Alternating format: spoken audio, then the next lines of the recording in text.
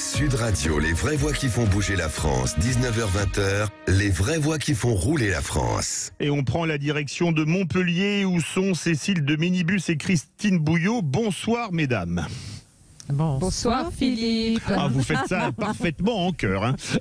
On s'est entraîné, enfin ça fait 3 heures qu'on travaille notre chorégraphie. Hein. Vous avez une synchronisation parfaite. Hein. Et donc on va partir avec vous. Vous avez 2 invités ce soir, Vincent Brunel et Jean-Marc Dardalon jusqu'à 19h30. Absolument, et déjà Vincent Brunel qui est avec nous, directeur général du groupe Brunel et élu Mobiliance dans l'Hérault.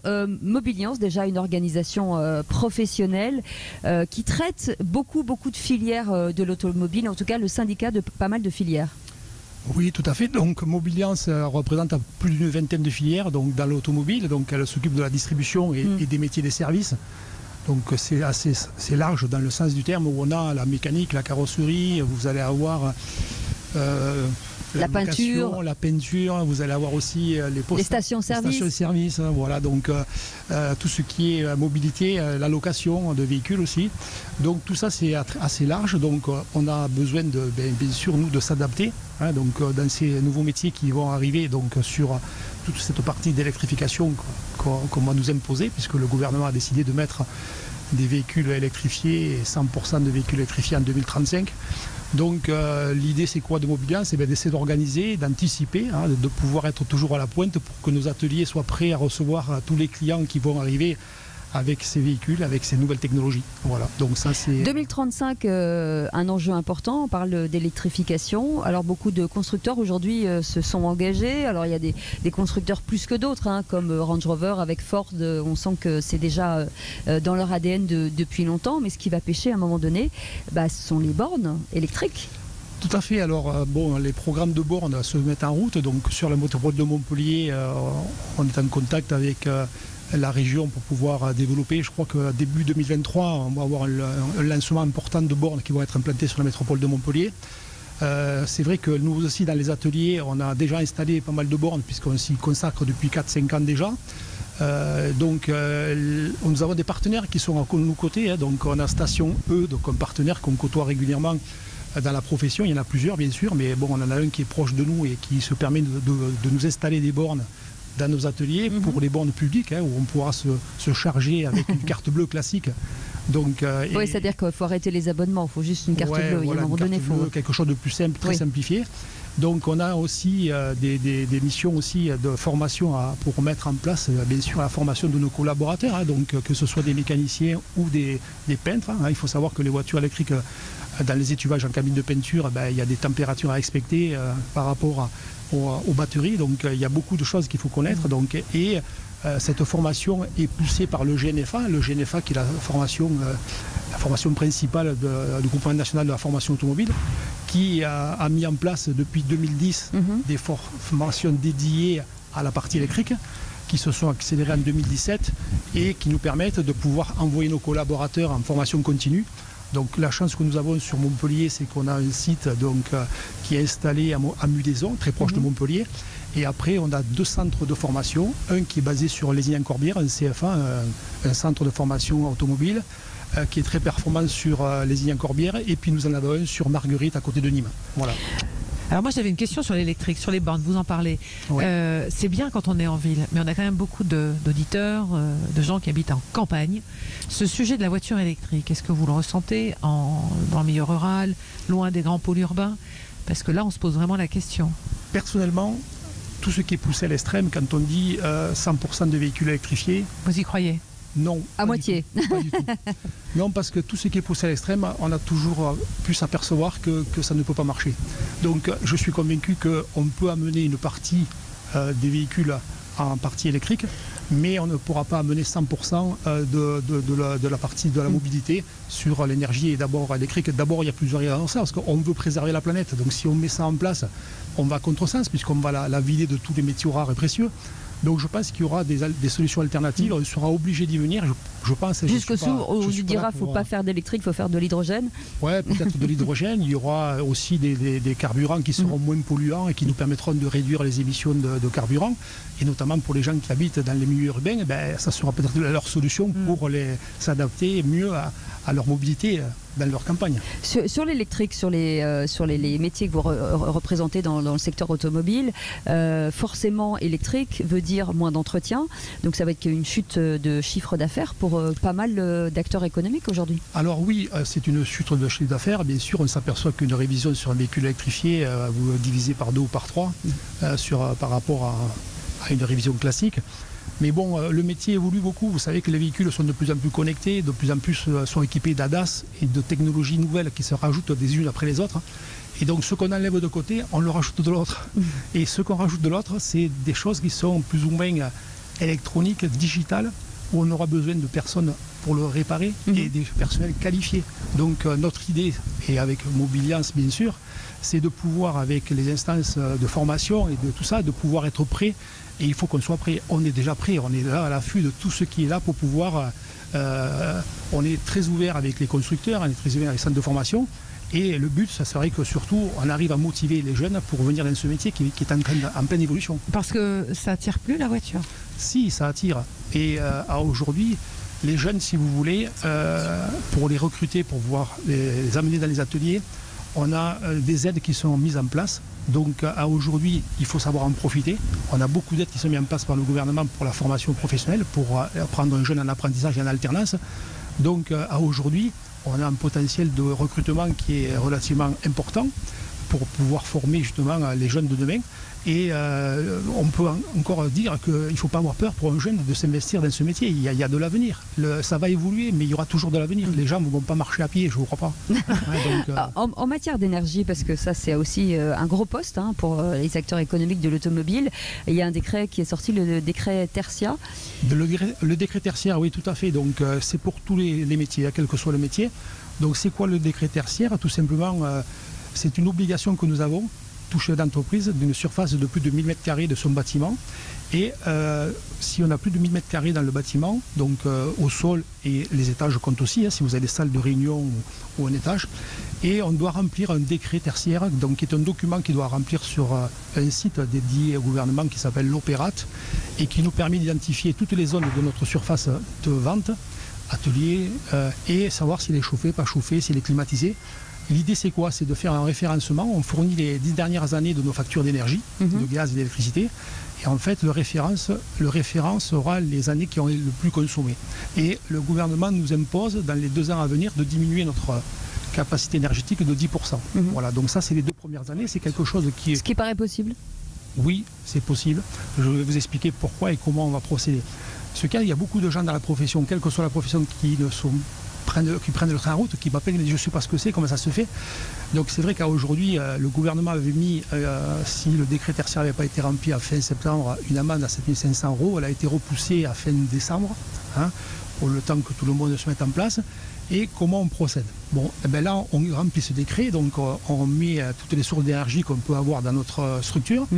Et de là, on a des possibilités de faire appel à des sociétés, donc différentes sociétés, qui vont nous amener à pouvoir analyser en se déplaçant dans notre point de vente, vérifier toute l'organisation que nous avons, au niveau des cabines de peinture, au niveau des chauffages, au niveau de la climatisation, au niveau de nos bureaux, de nos salles de réunion, et de pouvoir éventuellement centraliser toutes ces commandes sur une seule centrale, pilotée par un ordinateur.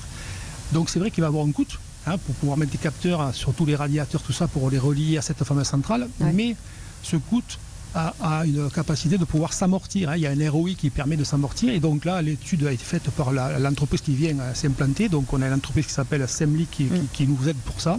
Ça veut dire que, pour donner un exemple, ça veut dire que quand Christine va quitter son bureau à 18h, on saura, et donc on va éteindre l'énergie. Tout à fait. Voilà, c'est ça. On va couper l'énergie si aussi sur l'écran informatique, le chef d'entreprise, quand il allume, ou le responsable du site voit qu'il y a une secrétaire en formation de 3 jours, il va couper l'alimentation pendant 3 jours du chauffage. Voilà, donc on va avoir des différents... S'adapter en fait. S'adapter en permanence aussi.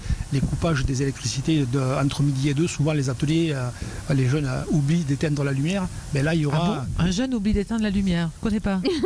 Un jeune vaut mieux, ou un ancien.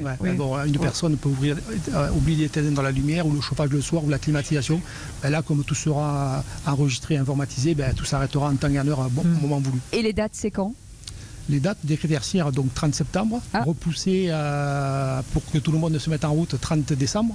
Et puis après, ça risque de descendre aux entreprises qui seront en dessous de 1000 m². Oui, l'objectif c'est de toucher tout le monde au fond. Ouais, l'objectif sera de réduire, que tout le monde fasse l'effort pour la planète, pour réduire nos consommations d'énergie, sachant que pour nous, c'est une priorité. Pourquoi? Parce que l'énergie a énormément augmenté. Donc, j'ai eu mes prédécesseurs qui étaient avec vous tout à l'heure dans les interviews, j'écoutais.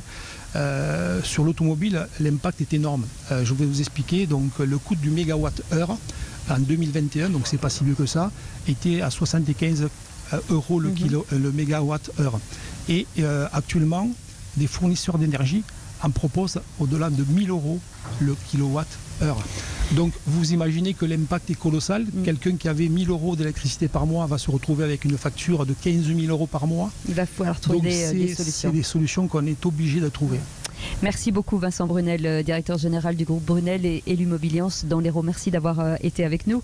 C'est les vraies voix qui font rouler la France avec Mobility TV. On vous retrouve dans un instant avec un autre invité. On va parler automobile aussi. Et oui, c'est le fondateur de Red and White. Ouais. Absolument. Jean-Marc Dardal sera avec nous. À tout de suite. À tout de suite. En direct du Monde Nouveau à Montpellier, Sud Radio, les vraies voix qui font bouger la France, 19h-20h, les vraies voix qui font rouler la France. Et on prend la direction de Montpellier pour le Monde Nouveau, le forum de la transition environnementale et sociétale, où on retrouve Cécile de Ménibus et Christine Bouillot qui reçoivent désormais Jean-Marc Dardalion, fondateur de Red and White, une entreprise de VTC basée dans le Gard. Absolument, merci beaucoup. Est-ce que vous m'entendez? On m'entend bien. Bonsoir, bienvenue, merci d'être avec nous. Vous êtes une entreprise, on l'a dit, de VTC, oui. À Montpellier et à Nîmes aujourd'hui. Oui. C'est ça. Oui. Et vous avez une particularité, c'est l'électrique. Pas que. En tout cas, vous voulez tendre vers ça. Oui, on a pour ambition de décarboner le transport professionnel de personnes. Ça correspond à combien aujourd'hui de VTC? Alors, on démarre. Aujourd'hui, on a Red and White est bien d'abord une société de transport sous réglementation VTC. Je précise parce qu'aujourd'hui, quand on parle de VTC, on est souvent comparé à des sociétés de mise en relation. Donc, c'est très différent. Donc, on a une flotte de 6 véhicules pour l'instant sur Montpellier 100% électriques, avec des chauffeurs partenaires ou salariés qu'on incite à passer de plus en plus sur le 100% électrique par un modèle économique assez innovant. Est-ce que ça veut dire que vous avez des partenariats avec des constructeurs pour les aider? On a mieux que ça. On a un partenariat avec une nouvelle société d'État qui s'appelle Movivolt, qui appartient à la Caisse des dépôts et de consignation et VI Post, avec qui on a réussi à faire bouger les lignes du financement automobile, vraiment de la transition écologique, en ayant une réflexion économique basée autour de la longévité des véhicules.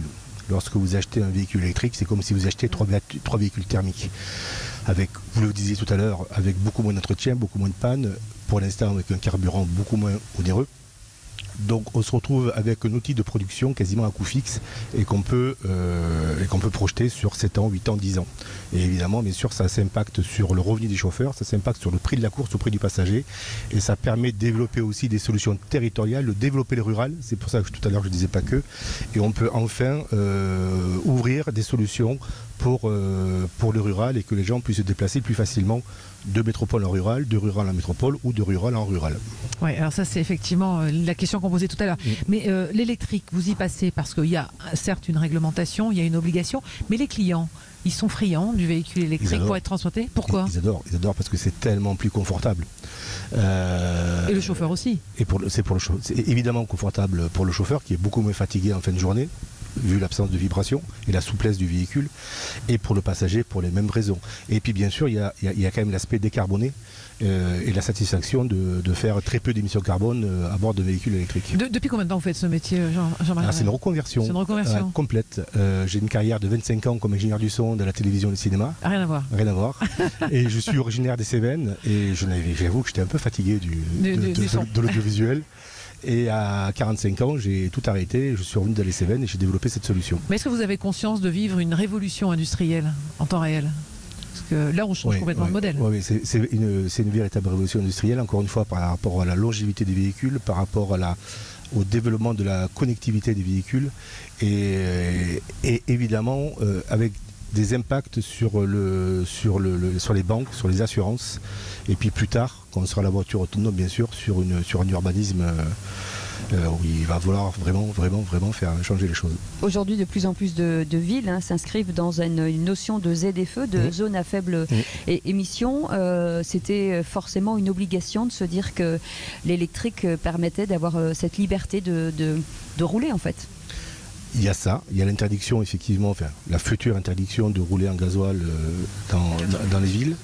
Il y a aussi avec nos vannes électriques la possibilité aussi de se positionner comme dans la ZFE avec toutes les réglementations de covoiturage qui se mettent en place par rapport aux entreprises. Il y a l'obligation de la dernière course, bien entendu.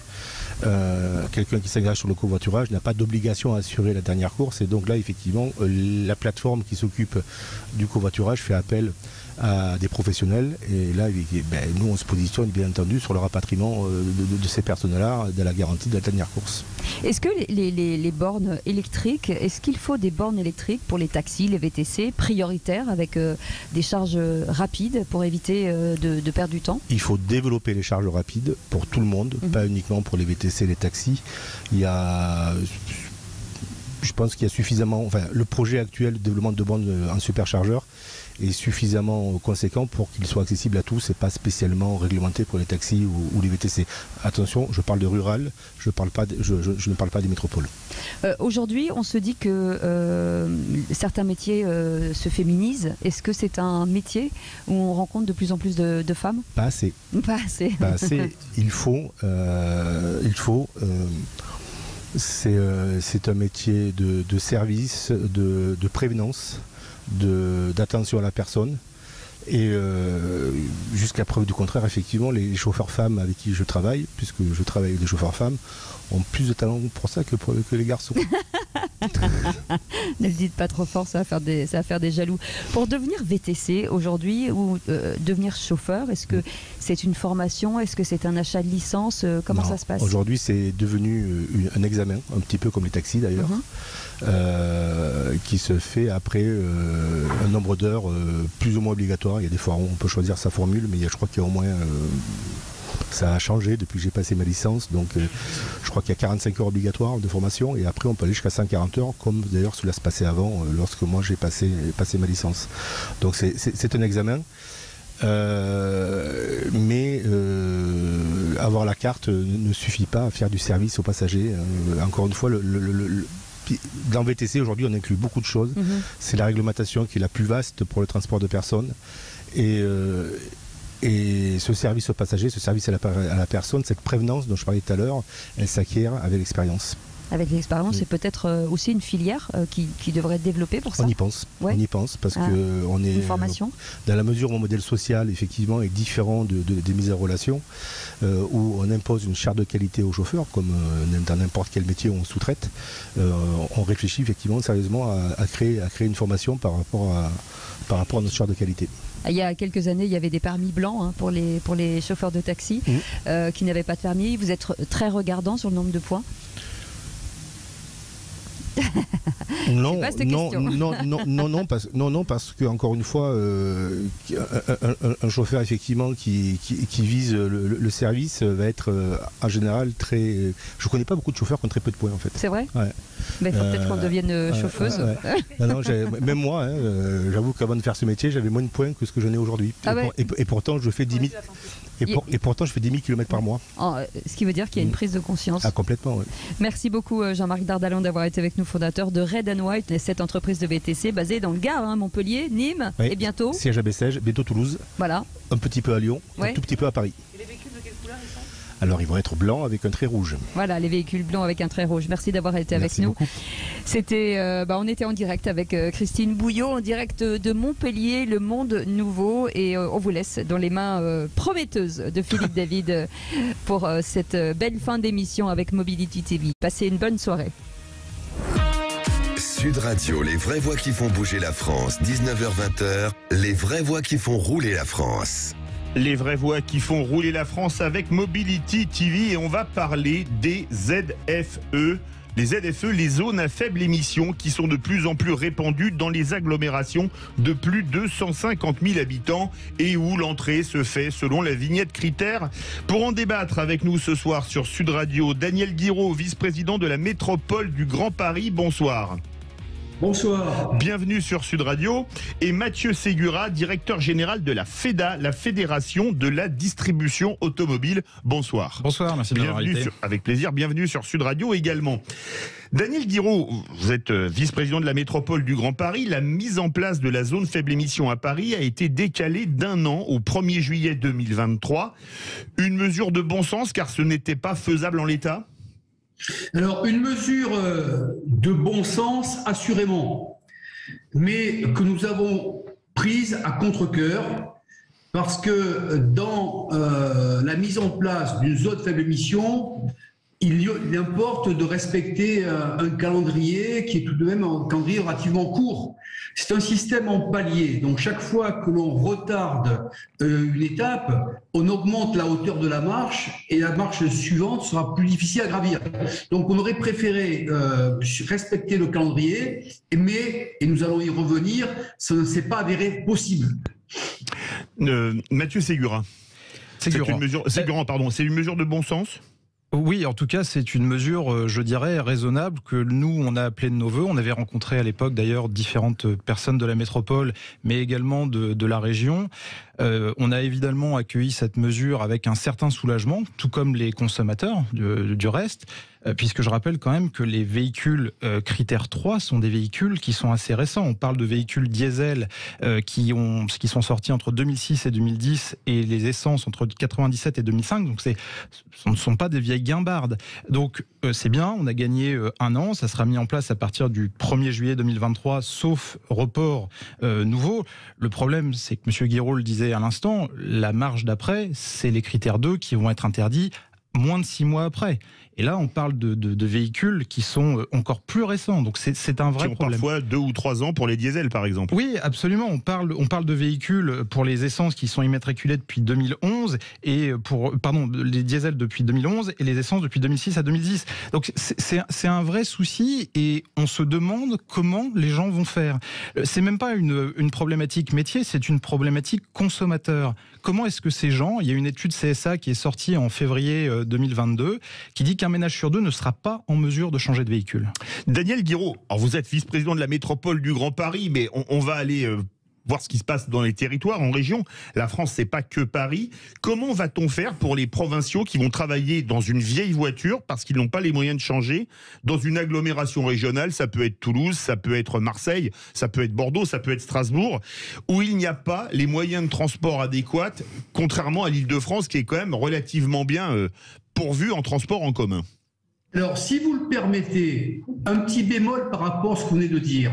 C'est-à-dire que l'Île-de-France également connaît les mêmes problèmes que la province. Parce que autant les habitants de Paris intramuros et de la première ceinture, en gros ce qu'on appelle la zone dense, les départements du Val-de-Marne, Seine-Saint-Denis et Hauts-de-Seine, sont très bien pourvus en maillage de transport en commun et le seront encore mieux à l'avenir avec le Grand Paris Express. Autant les personnes, les salariés d'entreprises qui sont localisés sur la première couronne ou sur Paris intramuros, mais qui habitent en lointaine couronne, sont confrontés exactement à la même difficulté que vous mentionnez. C'est vrai qui ne nous échappe pas. Et je me permettrai dans le fil de la discussion de vous donner 2-3 pistes de réflexion par rapport à cette situation. Il est bien évident que la ZFE a des éléments perturbant pour une série de personnes. D'ailleurs, d'une manière générale, la transition écologique ne se fera pas sans douleur. Et je pense que tout l'objectif des pouvoirs publics et des partenaires privés, c'est de faire en sorte qu'elle puisse se faire avec un minimum de casse par rapport au préjudice que ça peut apporter et au tort que ça peut occasionner à certaines personnes. Alors, sur les ZFE, première constatation, vous me parliez des ZFE de province, il y en a effectivement qui sont en gestation. Paris et la métropole du Grand Paris sont plus avancés, mais on pourrait raisonner à l'échelle européenne, et là on constate ipso facto un retard français, puisque par rapport aux zones faible émission ou équivalentes en territoire européen, la France est très très en retard et je pense qu'on y reviendra au cours de la discussion. Justement, j'ai envie de dire, Dieu merci, on est en retard. Dieu merci, on est en retard. Mais on a l'impression qu'on va droit dans le mur et qu'on klaxonne en accélérant. Moi, je rappelle, il y a encore pas si longtemps, des gilets jaunes qui défilaient suite à la hausse du carburant.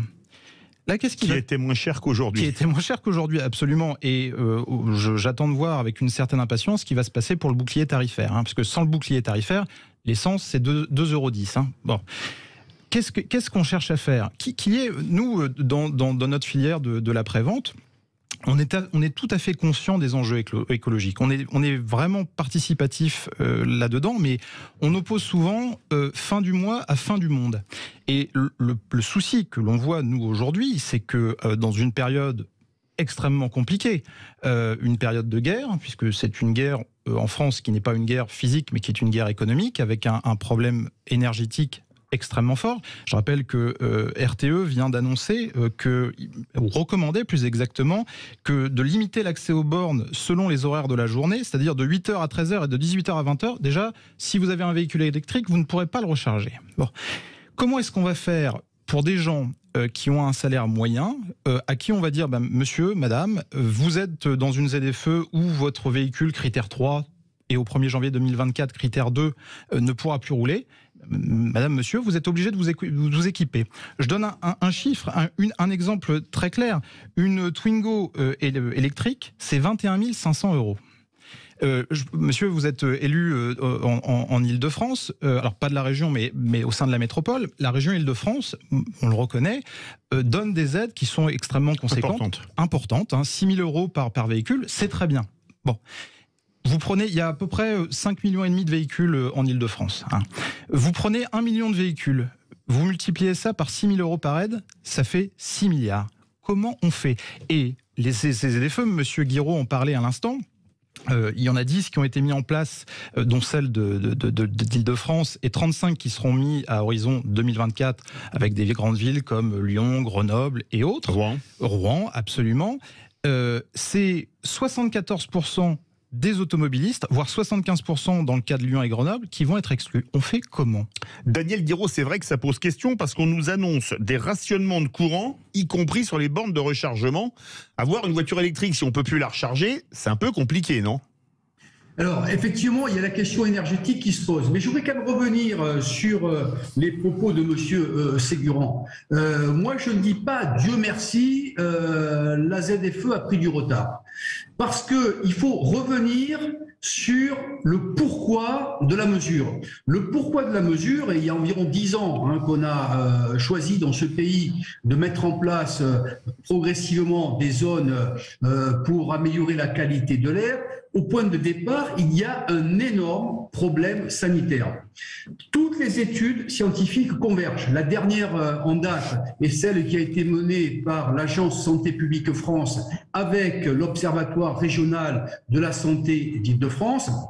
Nous avons ce qu'on appelait dans le temps des morts prématurées, mais désormais les médecins préfèrent qu'on parle de morts directement imputables à la pollution atmosphérique. C'est 8000 décès par an sur le périmètre métropolitain. Ce sont des chiffres qui ont été réévalués à la hausse récemment et c'est une réalité. Nous travaillons dans le cadre de la métropole avec toute une série de partenaires du corps scientifique et médical, avec notamment des pédiatres. Il y a des affections respiratoires sur les nouveau-nés, sur les nourrissons, qui sont extrêmement importantes.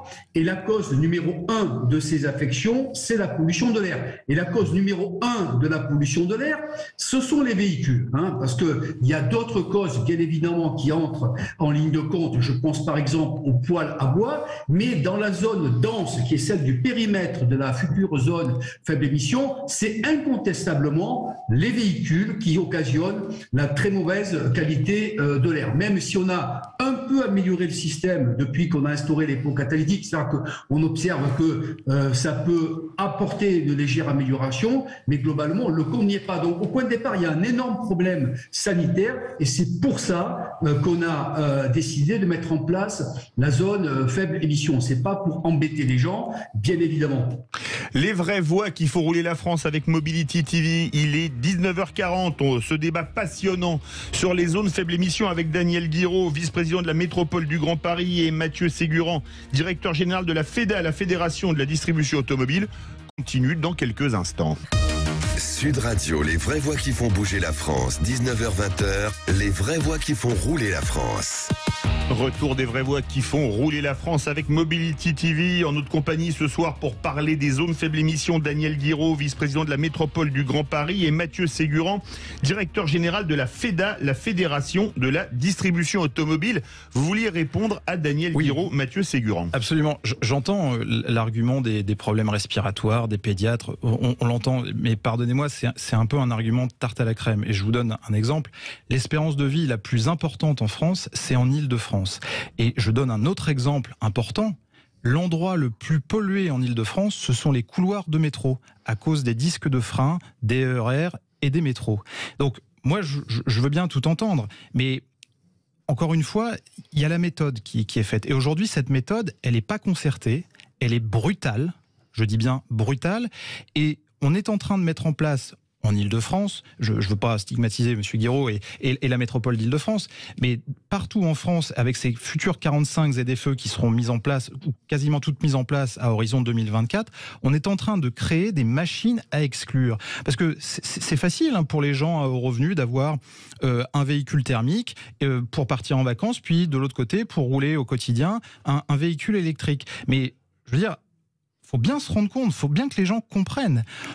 Arrivés en 2024, ne pourront rouler que les critères 0 et les critères 1, c'est-à-dire les véhicules à hydrogène, les véhicules électriques, qui à eux deux représentent à peu près 1 ou voire 2% du parc auto. Je rappelle que le parc automobile, c'est 44 millions de véhicules. Ils ne vont pas disparaître du jour au lendemain. Et les pouvoirs publics, il faut qu'ils aient en tête, que ce soit les collectivités ou l'État, ils risquent d'avoir une contestation sociale forte et dangereuse. Qu'est-ce qui va se passer avec ces gens-là? On va les verbaliser quand ils vont vouloir aller travailler. Moi, dans mes entreprises, j'ai des gens qui ont besoin de leur véhicule, qui ont besoin d'aller travailler dans des horaires décalés, qui n'ont pas de transport en commun, parce qu'on parle de l'Île-de-France, mais Paris, la France, ce n'est pas que Paris et l'Île-de-France. Il y a d'autres endroits où les gens n'ont pas ces infrastructures. Daniel Guiraud. Alors, plusieurs choses.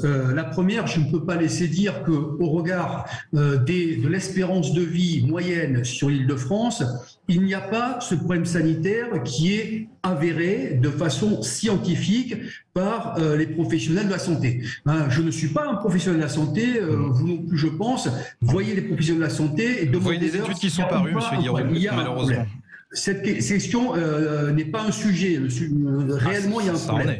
Après, là où il y a un réel sujet, et ce point de vue-là, je peux vous rejoindre sur un constat, mais pas sur la conclusion qu'on peut en tirer, c'est qu'effectivement, il ne faut pas que la zone faible émission soit excluante pour des catégories de la population et concrètement, les personnes, les ménages à revenus faibles qui n'ont pas les moyens aussi facilement que vous ou moi de pouvoir le cas échéant changer. Comment faites-vous, M. Guiraud? Quelle solution vous apportez? Quelle solution apportez-vous? Par rapport à ce que vous disiez tout à l'heure, vous parliez des aides de la région.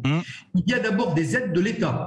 Absolument. C'est la prime à la conversion, c'est le bonus écologique. Il y a des aides de la région. Alors, elles sont très ciblées sur les professionnels, puisque la région aide les professionnels et la métropole aide les particuliers avec une procédure qu'on appelle métropole roule propre qui permet d'octroyer jusqu'à 6 000 € par ménage pour aller en additionnalité avec les primes de l'État participer à l'acquisition d'un nouveau véhicule. Ceci étant dit, et là vous avez raison, une fois qu'on a mis bout à bout les aides de l'État, les aides de la métropole, les aides de la région, il y a un reste à charge pour des personnes pour les ménages défavorisées. Et ce reste à charge, il faut aider les personnes à pouvoir le résorber. Et c'est pourquoi nous avons proposé, mais c'est là le problème, c'est pour ça aussi que nous avons différé la date de passage au critère 3. Nous avons proposé que pour les ménages qui restent un reste à charge qui n'est pas supportable de par leur budget, il puisse y avoir un prêt à taux zéro, l'État sait faire, on l'a fait en d'autres circonstances, garanti par l'État, sinon les banquiers clairement ne prêteront pas sur des populations défavorisées et avec mais qui sont limitées. Un calendrier d'amortissement qui soit suffisamment long. C'est pas réaliste, pardon, M. Guiraud. Excusez-moi, M. Guiraud, mais j'entends la bonne volonté, je l'entends, mais à un moment donné où on est dans une période inflationniste, comme je le disais, et voire de récession en 2023, en début 2023, les prêts à taux zéro, c'est très bien, mais on n'a pas les moyens, la France n'a pas les moyens, on ne va pas financer tous ces véhicules électriques avec de l'argent public. Je prenais un exemple tout bête en Ile-de-France. 6 000 euros fois 1 million de véhicules, c'est 6 milliards. Vous vous rendez bien compte qu'il y a un souci. D'autre part, pour les ménages qui sont modestes, qui sont à 50 ou 100 euros près, un prêt à taux zéro, c'est très bien pour des gens qui ont un petit peu de moyens, mais pour des gens, je rappelais tout à l'heure, l'âge moyen du parc qui est de 12 ans, et encore 12 ans, c'est assez optimiste, mais c'est des véhicules qui ne valent plus rien, que les gens réparent, font durer parce qu'ils n'ont pas les moyens de changer de véhicule. Donc ce qui va se passer, si jamais nous on a fait une grande tribune dans la presse pour justement demander au président de la République de reporter la fin du véhicule thermique de 2035 à 2040, le temps que les filières, c'est-à-dire les constructeurs, l'après-vente se préparent, parce qu'il y a des problématiques de consommateurs, mais il y a aussi des problématiques métiers, c'est de faire comprendre aux politiques qu'ils sont en train de mettre une machine extrêmement dangereuse pour les classes populaires, et que derrière, il y a une contestation quand les gens vont comprendre, parce que pour l'instant, peu de personnes identifient encore les ZFE, mais quand ils vont comprendre que leur vieille 205 qui a 15 ans ne peut plus rouler... Et 205 c'est plutôt 30. Hein. Oui, je suis encore optimiste, mais ne peut plus... Ça, c'est la 206. Absolument, ne peut plus rouler et ne peut plus les emmener à tel ou tel endroit, vous allez voir la contestation. Et ceux qui seront mis au banc des accusés, ce seront les élus. Alors plutôt que de se retrouver dans une situation insurrectionnelle, comme on a pu le voir avec les Gilets jaunes, c'est de réfléchir un petit peu, et plutôt que d'aller dans le mur, c'est de se dire... On se donne les moyens pour aboutir à un cap logique et réaliste, mais en se donnant un petit peu plus de temps, un peu plus de moyens, et surtout, je pense qu'on va en parler, le temps de mettre en place les infrastructures techniques qui aujourd'hui n'existent pas. Il nous reste un peu plus de 2 minutes, donc on va peut-être pas avoir le temps. Daniel Diraud, qu'est-ce que vous voulez répondre ? C'est dommage, on n'a pas le temps parce que... on refera une émission, il n'y a pas de problème.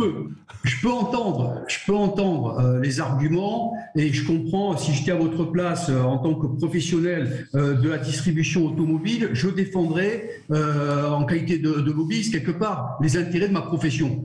Mais nous, les élus, nous ne sommes pas chargés de défendre... Je ne vous parle pas des intérêts de la profession, je vous parle des intérêts des consommateurs, des Français, vos électeurs. L'ensemble de la population, Donc, pour ça que je tiens à dire que je ne peux pas laisser dire, comme vous le dites, que les véhicules concernés par le critère 3 sont des véhicules récents. Parce qu'un véhicule diesel et 16 ans n'est pas un véhicule récent, et un véhicule essence qui a entre 17 et 25 ans n'est pas non plus un véhicule récent.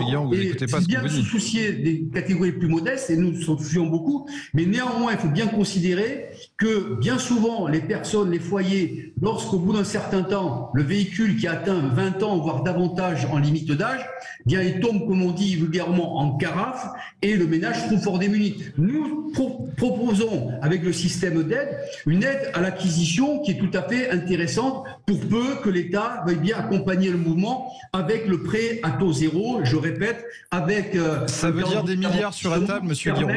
Des mensualités adaptées au budget des ménages. Après, il y a un deuxième sujet qu'on n'a pas évoqué, mais qui est très important, c'est celui du contrôle sanction automatisé. C'est-à-dire qu'une règle ne vaut que par les moyens de pouvoir juger son éventuelle transgression. Et aujourd'hui, l'État ne met pas en place de système de vidéo-verbalisation pour des véhicules qui seraient en contradiction. Ce qui veut dire qu'on est en train aujourd'hui d'installer malheureusement de mauvaises habitudes, que la zone faible émission est d'une certaine manière virtuelle, parce qu'on ne sait pas ce qui est licite, ce qui ne l'est pas, ce qui est autorisé, ce qui ne l'est pas, à partir de quand, personne n'y comprend rien. Donc je pense qu'il faut une grande clarification et une grande communication et une grande information pour que chacun puisse s'y retrouver. Merci beaucoup Daniel Diraud, vice-président de la métropole du Grand Paris. Merci Mathieu Ségurant, directeur général de la FEDA, la Fédération de la distribution automobile.